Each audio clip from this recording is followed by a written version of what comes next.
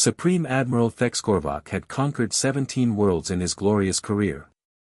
From the crystal mines of Xerion Prime to the floating cities of atmosphere, his Imperial fleet had brought the light of civilization to countless primitive species. Today would be no different. Target acquired, his navigator announced from the bridge of the flagship Divine Retribution. Terra, third planet from local star. Single continental mass, primitive radio emissions detected. Thexkorvok's mandibles clicked with satisfaction as he observed the blue-green marble suspended in space before them. Intelligence reports suggested the inhabitants had barely achieved nuclear capability, practically Stone Age by Imperial standards. A routine pacification mission. Fleet status, he commanded. 1,200 vessels in perfect formation, Supreme Admiral. Dreadnoughts, cruisers, and support craft all operational. Estimated conquest time, 6 standard hours. The Supreme Admiral's 4 eyes gleamed. Another easy victory for his record, another primitive species to enlighten under Imperial rule. He opened a communication channel to address his fleet. Warriors of the Empire. Today we bring order to another chaotic world. These humans know not the glory of our civilization. We shall. The transmission cut abruptly as every sensor on the bridge screamed warnings simultaneously. Space itself seemed to ripple around them as something impossible materialized from the void. What in the name of the core worlds? Thexkorvok whispered. Where empty space had existed moments before, a human fleet now hung in perfect formation. But these weren't the primitive chemical rockets their scouts had reported. These were vessels of impossible geometry, ships that seemed to exist in multiple dimensions simultaneously, their hulls pulsing with energies that made his instruments weep.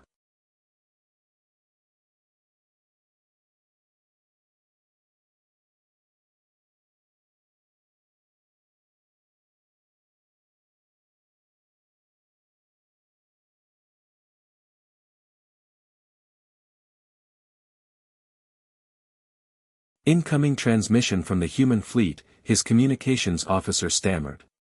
A human appeared on screen, young by the species standards, wearing simple black clothing that somehow radiated more menace than the Supreme Admiral's ceremonial war armor. Behind her, the bridge of her ship defied physics, with crew members casually manipulating what appeared to be folded space-time. "I'm Admiral Rebecca Chen of the Terran Defense Corps," she said with disturbing calm. "You have entered our solar system with hostile intent. You have exactly 10 seconds to begin withdrawal procedures, or we will demonstrate why Earth remains unconquered." Thexkorvok's thoracic plates rattled with indignation. "Primitive.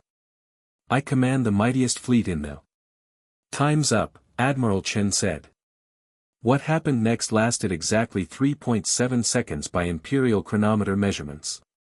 The human ships didn't fire weapons in any conventional sense. Instead, they simply expressed their intent.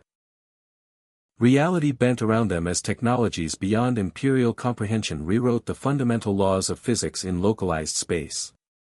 Thexkorvok watched in paralyzed horror as his magnificent dreadnoughts folded inward upon themselves, their matter compressed into singular points before winking out of existence entirely. Cruisers that had terrorized star systems simply ceased to be, as if the universe suddenly forgot they had ever existed. The divine retribution itself began to experience temporal distortion. Thexkorvok aged backwards and forwards simultaneously as causality loops formed around his flagship.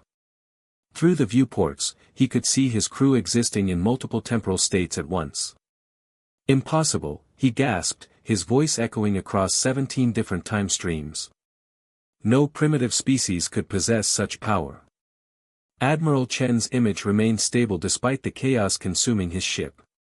"Supreme Admiral, Earth wasn't conquered because every species that tried simply wasn't, anymore.